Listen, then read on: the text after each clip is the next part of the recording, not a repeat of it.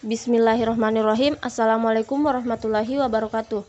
Perkenalkan, saya atas nama Nur Indah, NIM 2020 0101104050.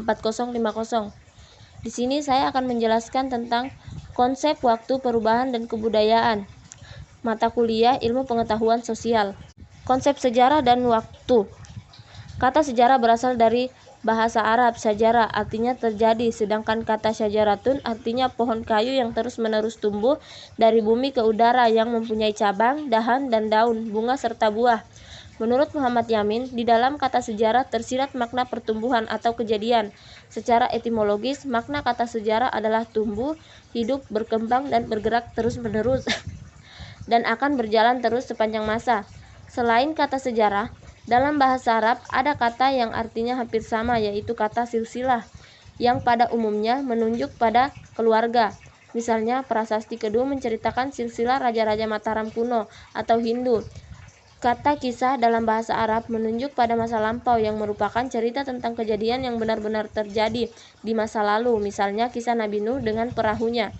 Ada sejumlah definisi sejarah yang dikemukakan oleh para sejarawan, diantaranya adalah: menurut Ismaun, sejarah adalah suatu ilmu pengetahuan tentang rangkaian kejadian yang berkausalitas pada masyarakat dengan segala aspeknya, serta proses gerak perkembangannya yang kontinu dari awal sampai sekarang, yang berguna bagi pedoman kehidupan masyarakat masa sekarang serta sebagai arah cita-cita masa depan. Yang kedua, menurut Muhammad Yamin, sejarah adalah ilmu pengetahuan yang pada umumnya berhubungan dengan cerita bertarik sebagai hasil penafsiran kejadian-kejadian dalam masyarakat pada masa lampau yang disusun berdasarkan hasil penyelidikan bahan-bahan tulisan atau tanda-tanda lain. Yang ketiga, James Banks berpendapat bahwa sejarah adalah sebuah peristiwa masa lampau atau sejarah sebagai kenyataan. Sejarah dapat membantu para siswa untuk memahami perilaku manusia pada masa lampau, masa kini, dan masa yang akan datang, atau tujuan baru pendidikan sejarah. Menurut Kunto Wijoyo, sejarah dapat diartikan dua macam, yaitu sejarah dalam arti negatif dan sejarah dalam arti positif. Sejarah dalam arti negatif bisa dipahami bahwa sejarah bukan mitos, filsafat, ilmu alam, dan bukan sastra. Sejarah dalam arti positif dapat diartikan sebagai ilmu tentang manusia, ilmu tentang sesuatu yang memiliki makna sosial. Tidak semua peristiwa penting untuk perkembangan dan perubahan masyarakat. Sejarah adalah ilmu tentang sesuatu yang tertentu, satu-satunya dan terencana, dan sejarah adalah ilmu tentang waktu. Guna sejarah menurut Kunto Wijoyo dibedakan menjadi dua, yaitu guna intrinsik yang terdiri atas sejarah sebagai ilmu, sejarah sebagai cara mengetahui masa lampau, sejarah sebagai pernyataan pendapat. Yang kedua, guna ekstrinsik, diantaranya pendidikan moral, sejarah sebagai pendidikan perubahan, sejarah sebagai pendidikan keindahan. Tugas sejarah berkaitan dengan waktu. Para sejarawan sepakat bahwa ilmu sejarah bertugas membuka peristiwa ke masa lampau atau waktu yang lalu umat manusia, memaparkan kehidupan manusia dalam berbagai aspek kehidupannya dan mengikuti perkembangannya dari masa yang paling tua hingga masa kini. Tugas sejarah membuka masa lampau umat manusia mengandung pengertian bahwa sejarah meneliti dan mengkaji peristiwa-peristiwa di dalam masyarakat yang terjadi di masa lampau. Peristiwa pada masyarakat di masa lampau atau waktu yang lalu adalah sesuatu yang penting dalam definisi sejarah.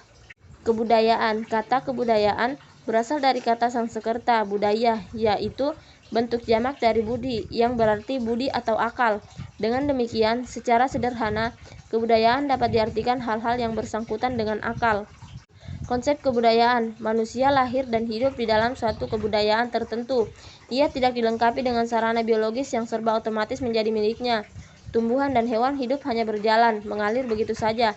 Hidup tumbuhan dan hewan tidak mengangkat diri dan hidupnya ke tingkat yang lebih tinggi. Lain halnya dengan manusia. Dia tidak hanya hidup tetapi juga subjek yang sadar diri. Hidup manusia tidak hanya berjalan tetapi dia mengerti, menguasai, dan turut campur tangan terhadap lingkungannya.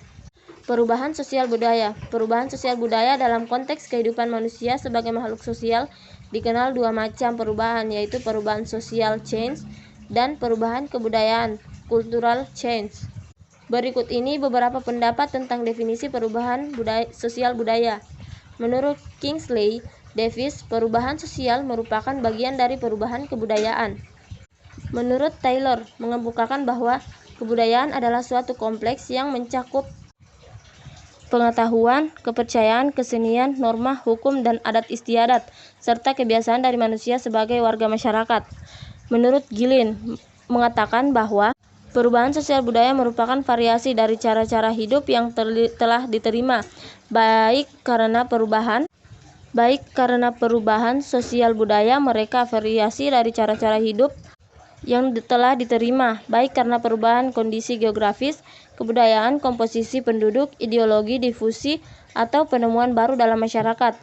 Menurut Selo Sumarjan, segala perubahan pada lembaga-lembaga kemasyarakatan di dalam suatu masyarakat yang mempengaruhi sistem sosialnya, termasuk di dalamnya nilai-nilai sikap dan pola perilaku di antara kelompok-kelompok dalam masyarakat. Faktor-faktor yang menyebabkan perubahan sosial budaya: yang pertama, faktor internal; kedua, faktor eksternal; dan ketiga, pertentangan konflik pada masyarakat.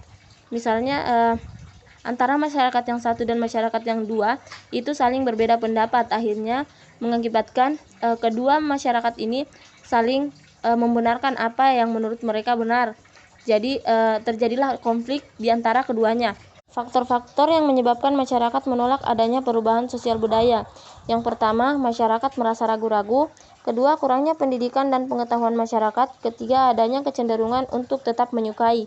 Unsur-unsur kebudayaan: yang pertama, bahasa; kedua, sistem peralatan dan perlengkapan hidup manusia atau sistem teknologi; yang ketiga, sistem mata pencarian hidup atau sistem ekonomi; yang keempat, sistem kemasyarakatan atau organisasi sosial atau sistem sosial; yang kelima, sistem pengetahuan; keenam, sistem religi atau kepercayaan; dan ketujuh, sistem kesenian.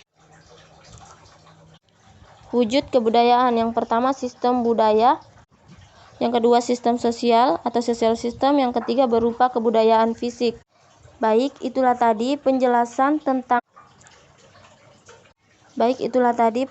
saya tentang konsep waktu, perubahan, dan kebudayaan. Sekian, wabillahi taufiq wal hidayah. Wassalamualaikum warahmatullahi wabarakatuh.